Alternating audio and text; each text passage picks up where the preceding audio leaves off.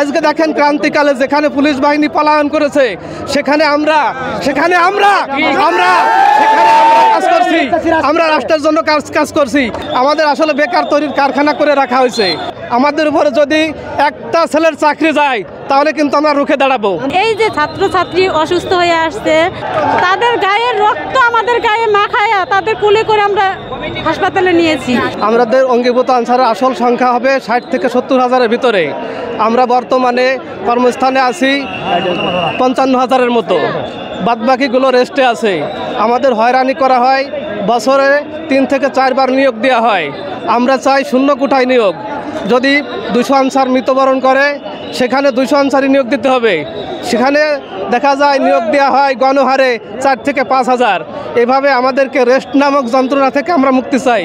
আমাদের একটাই দাবি, আমাদের চাকরি জাতীয়করণ করে বাঁচার অধিকার চাই। আমাদেরকে আসলে কথা বলার সুযোগ দেওয়া হয় না।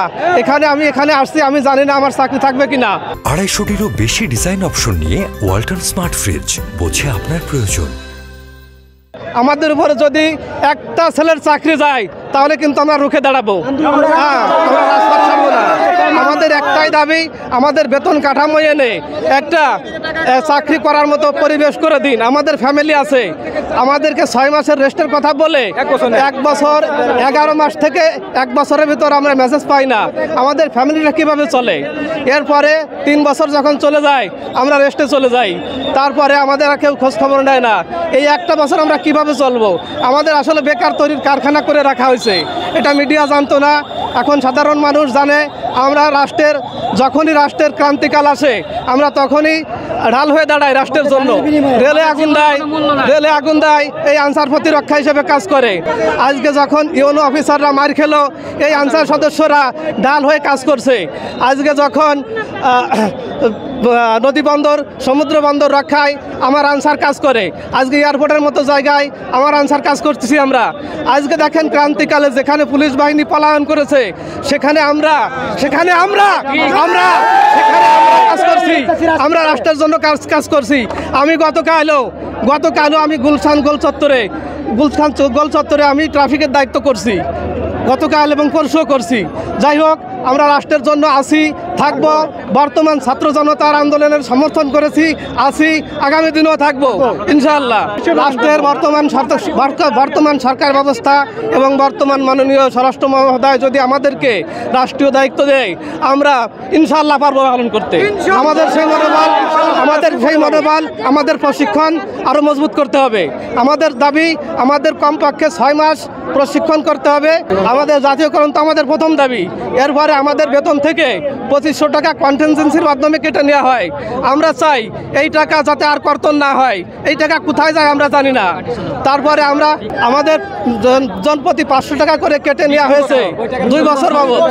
বিগত দিনে করোনার টাইমে 500 টাকা করে জনপ্রতি কেটে নেওয়া হয়েছে। সেই টাকার কোনো হাদিস আমরা পাই না। দয়া করে গণমাধ্যমের যত কর্মী আছেন এই জিনিসটা প্রচার করবেন। আর আমাদের আনসারের 4টা সদস্য আমাদের হাতিয়ার পাইতেছে না, ওনারা তল্লাশি আজকে গেছে। আমাদের সহযোদ্ধা ভাই কী হালে আছে জানি না। অনেক আনসার আমাদের নিখোঁজ আছে রাজারবাগ থেকে। আমরা প্রতিদিন 15-16 ঘন্টা ডিউটি করেছি। আমরা 15-16 ঘন্টা ডিউটি করে মাত্র আমরা বেতন পাই 16,200 টাকা। আর বাদ বাকি টাকা আমাদের কোথায় যায়? জামালপুরে ছিলাম করোনার সময়, প্রতি মাসে আমার কাছ থেকে বেতন থেকে 500 টাকা করে নিয়েছে। আমরা টাকার কোনো খোঁজখবর পাই না। আমাদের চাকরি 3 বছরের জন্য আমরা রাষ্ট্রে পালায় দেয়। আমরা কেউ 6 মাস, কেউ 7 মাস, কেউ 8 মাস, কেউ 12 মাস অবহিত হয়ে যায়।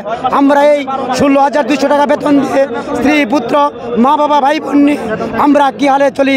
আমাদের কষ্টের কোনো সীমানা নাই। আমাদের দুঃখ আপনাদের কাছে বলি, উপরস্থ কর্মকর্তাদের কাছে আপনারা পৌঁছে দেবেন। বেতন বৃদ্ধি করতে হবে। আমাদের চাকরি, সাধারণ আনসারের চাকরি জাতীয়করণ করতে হবে, স্থায়ীকরণ করতে হবে।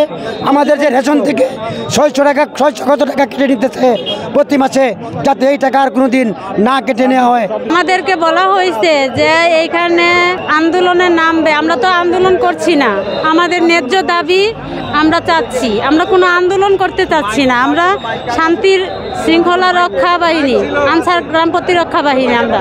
তাহলে আমরা এখানে কোনো উশৃঙ্খল করতে চাচ্ছি না।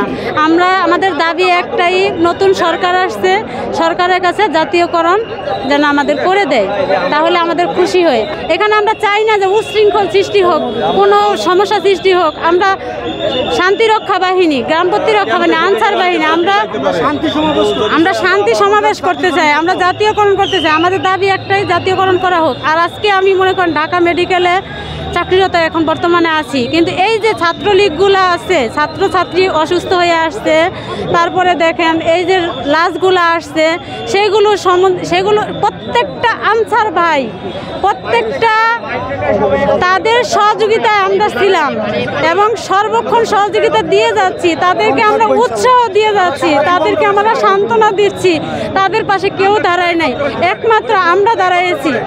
তাদের গায়ের রক্ত আমাদের গায়ে মাখায়া তাদের কুলে করে আমরা হাসপাতালে নিয়েছি।